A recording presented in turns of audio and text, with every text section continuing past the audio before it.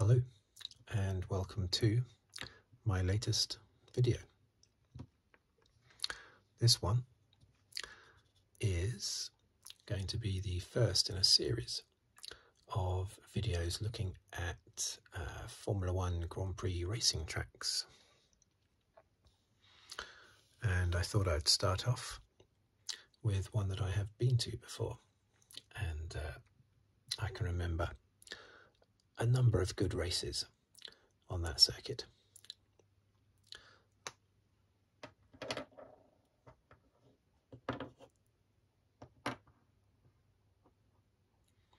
Okay,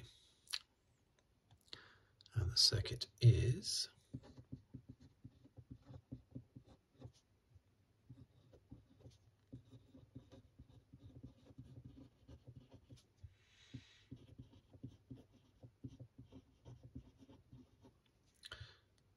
have I spelled that correctly? Yes, I have. The Circuit de Barcelona-Catalunya. Now, I only remember it being called Circuit de Catalunya. Back when I went there in 2005, I think they added the Barcelona on more recently. But yeah, I'm sure originally it was just Circuit de Catalunya. It was built in 1991. Purposefully built for Formula One, but from 1992 it was also used for MotoGP.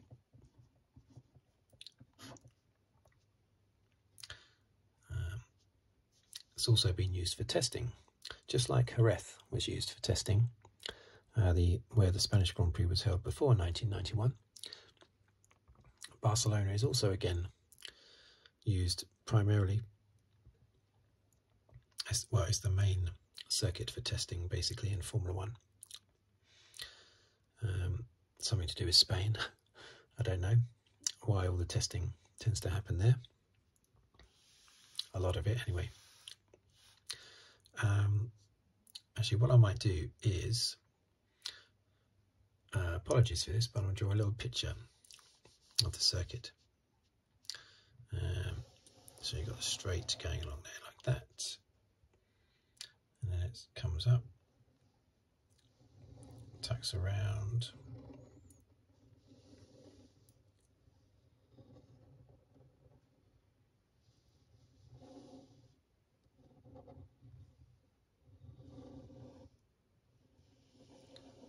swoops down like that,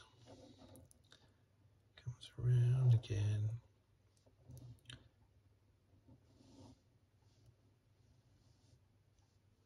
comes down for the little new chicane, back down to the finish. Yeah, I think that's okay. This little chicane here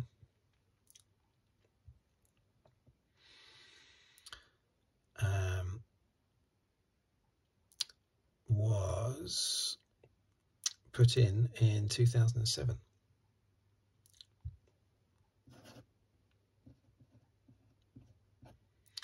I believe it's 2007, because originally these two fast corners here were great for overtaking in the early years of the Spanish Grand Prix at this circuit. But then as aerodynamics started to take over more and more so, to silly degrees, cars couldn't get close. Before, they were able to tuck in behind the car in front to the extent that they could then slipstream past on the straight, but they were unable to, just like now, the fast sweeping corners, the car behind just can't get close. Hopefully they'll change in 2022, this year, with the new cars. But anyway, instead of being easy to overtake, or easier, it became impossibly difficult. So they put in this little chicane to try and break it up a little bit, make it a bit easier to overtake. But I don't think it has really. I don't think it's really worked, like most things in Formula One, to try and make the overtaking easier. It's not really worked. Right, so let's have a look at what I'm going to do is just have a look at a few of the races that happened over the years. And I'm going to start off with 1991. I'm not going to have in-depth looks at these races. I'm just going to mention things about them, basically. Of course, in 1991, that's famous for one thing, and one thing only, and that's Mansell v Senna, down the straight, all the way down here. Mansell v Senna, Mansell side by side. I'm sure you've all seen the little clip, because it's often on TV whenever there's, I think it's even in the opening credits of Sky F1 coverage. The sparks flying as they almost touch wheels. It makes you think that the sparks are actually because they were touching wheels, but of course they weren't. That was just the bodywork scraping on the circuit. But yeah, side by side they were, all the way down here, or for a long part of it anyway. And then I think both Mansell and Senna almost tried to play chicken with each other, just sort of nudging closer to each other, seeing if the other would back down, because you could see they were almost deliberately moving as close as possible to each other without actually without touching. It was very good to watch. It was very brief, of course, but it was very good to watch. Mansell won that little duel with Senna. They were fighting for second place, I believe, at the time. Can't remember who was leading. But Mansell got past Senna, and then he also took the lead a bit later and won the race. Moving on. 1994.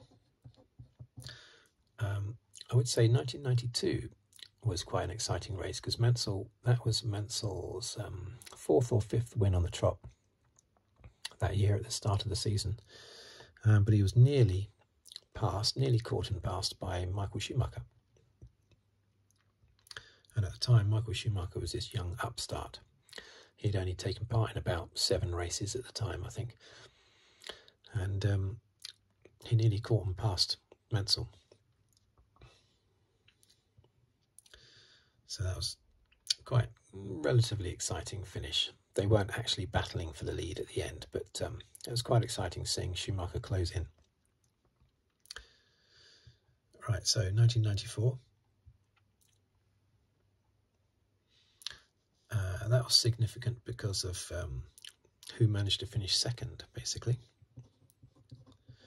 And it was Michael Schumacher. He finished second,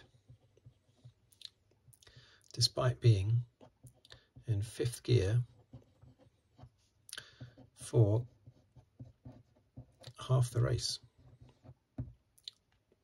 Damon Hill won the race and his Williams. Schumacher having, I think, won the first 4 races of the season, totally dominant. So Damon Hill was desperate to, he had obviously taken over leading the team since Senna's death at San Marino. It was down to Hill then to lead the team with his new young teammate, David Coulthard, who got his Grand Prix debut because of Ayrton Senna's death. So Damon Hill managed to win the race, but then later found out that he probably only won the race because Michael Schumacher was in just 1 gear, stuck in 5th gear for half the race. Still managed to finish second, so even though Damon Hill won the race, Schumacher was the one that had all the applause afterwards, unfortunately for Damon. But there you go. 1996. Again, Schumacher, the star. This time, though, because he won. And it was his first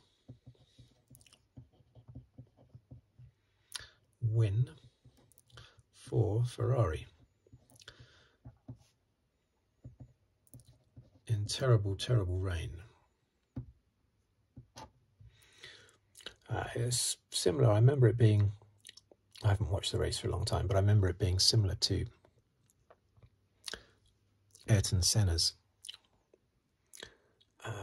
win at Donington Park in 1993, winning in a car that shouldn't have won the race, wouldn't have won the race had it been dry, probably. The Williams of Damon Hill and Jacques Villeneuve were dominant that year. But in the rainy conditions, Schumacher just shone.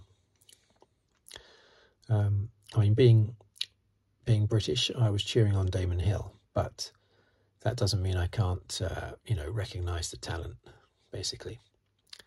And it was an amazing performance by Michael Schumacher, that race. Totally dominant he was, just like Senna in 1993 at Donington Park.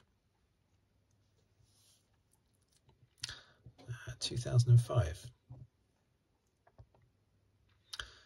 This was the race I actually went to, and it was won by Raikkonen with Alonso in second and Trulli in third. Very good performance by Jarno Trulli. He was very quick in qualifying. He had a very good year in the Toyota. Jarno Trulli and Ralf Schumacher were both extremely quick all year, basically, constantly threatening for a win. It never came off, but they would pick up the odd podium here and there, and they could have won a race, but they didn't. Now, in 2005, I was roughly there in the grandstand at the end of the straight, and I could see all the way down the straight, around here, all the way up there, down there, all the way around there, all the way up there, and it sort of disappeared from sight up here. There's a few grandstands just along here, so my view was blocked. A little bit of this bit up here, but only a little bit. I could see about half the circuit, which is incredible. It's the best view I've had of any Grand Prix circuit by far. It was incredible, basically. It's just amazing. And it was beautiful weather as well. I was surrounded by about 500,000 Spanish fans, all decked out in light blue. And Alonso, the Renault, of course, was light blue in colour.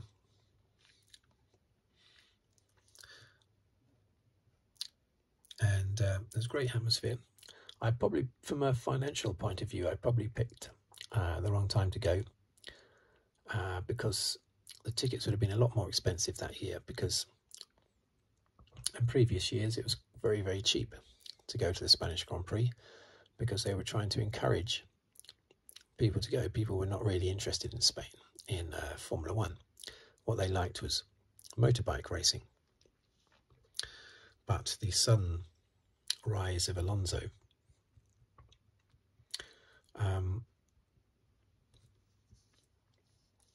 created a ton of Formula One fans that are still there now, but obviously to a lesser degree. And it just made that Grand Prix very expensive. But the atmosphere was fantastic.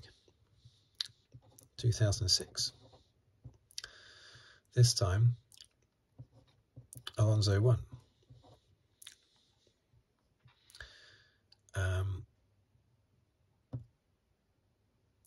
He is, of course, the only Spanish driver to have won a Grand Prix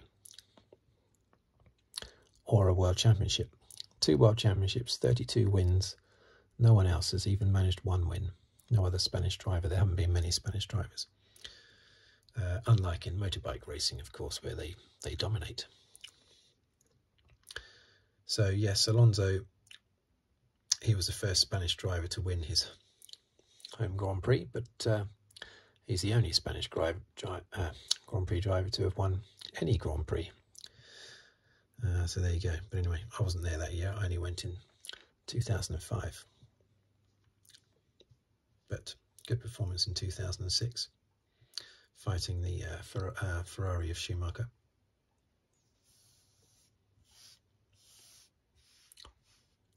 So 2 more years I'm going to look at very briefly. 2012, Pastor Maldonado. Well, unpredictable firecracker he was. I seem to remember Lewis Hamilton not being on pole, but would probably have been on pole, but he had a fuel irregularity that was picked up, which meant that he was going to lose loads of positions on the grid or something. So he may well have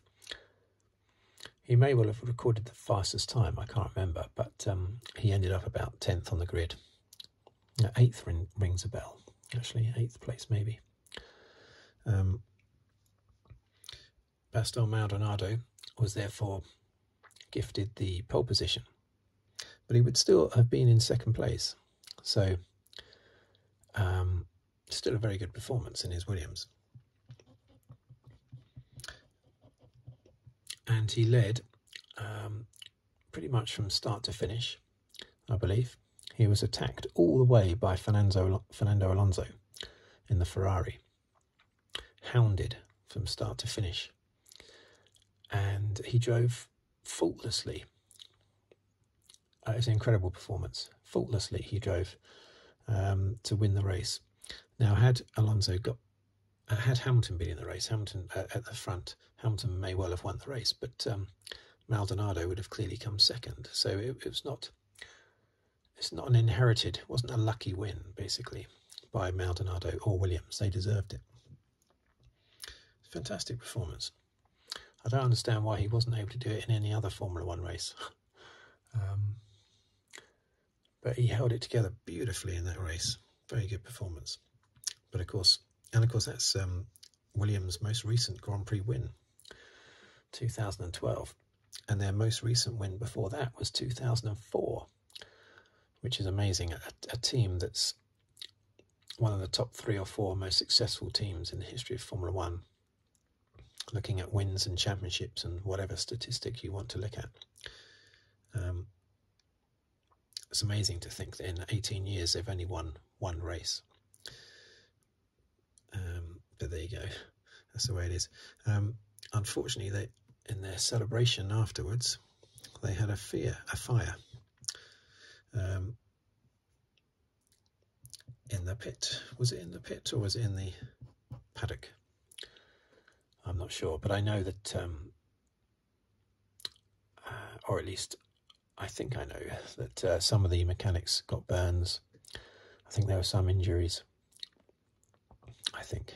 But yeah, terrible way to celebrate your win, basically your first win in 8 years for Williams.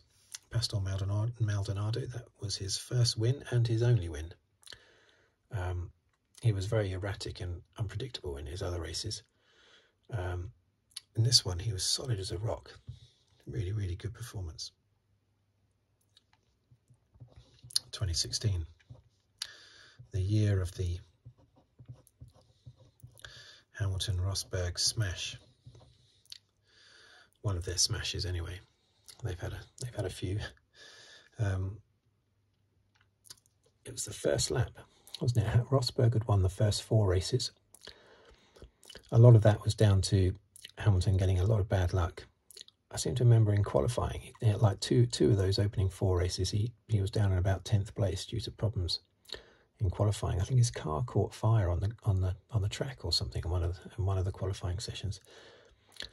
Anyway, he had a lot of bad luck, and it set him back, and Rosberg was able to take advantage of that and won the opening 4 races. So Hamilton was desperate to get somewhere, and at the start, I can't remember if Hamilton was on pole, he might have been, but anyway, Rosberg got to the first corner in the lead. Hamilton wasn't going to have any of that. So just 1 or 2 corners later, he went for it up the inside. Now, did Rosberg pinch him? Did he push him off? Did he push him off the track? Or did Hamilton go for a gap that wasn't there? I think it's a bit of both. Being a Hamilton fan at the time, I was very much blaming Rosberg. But I think I pretty much realised at the time, as I do now, that it was really a racing incident. there was a little bit of squeezing going on, definitely, by Rosberg, but also Hamilton probably went for a gap that wasn't there. Not if you don't include the grass, anyway. Half of his car ended up on the grass. So after their big smash, Max Verstappen, who was in third place, came through to take the lead and held it right to the end for his first win in only his second season. And it was his first race for Red Bull. Poor old Daniel Kvyat had been swapped around with Max Verstappen in the Toro Rosso. Daniel Kvyat, that would have been a terrible sight for him to see Max Verstappen win the very next race. I think Kvyat had a second place earlier in the year in one of those first 4 races. I think maybe Russia. Kvyat had a second place, didn't he? I think. But anyway, it must have been terrible to see Verstappen win that race, the very next race after they've swapped teams. But there you go, that was Verstappen's first ever win. He is still the youngest ever Grand Prix winner. I think he was about 13 3/4 when he won that race, but don't quote me on that. But it certainly felt like he was that young anyway. I mean, of course, now he's one of the old guard now, because I think the youngest guy in Formula One in 2021 was Yuki Tsunoda, who was, I think, 3 years, at least 3 years younger than Verstappen.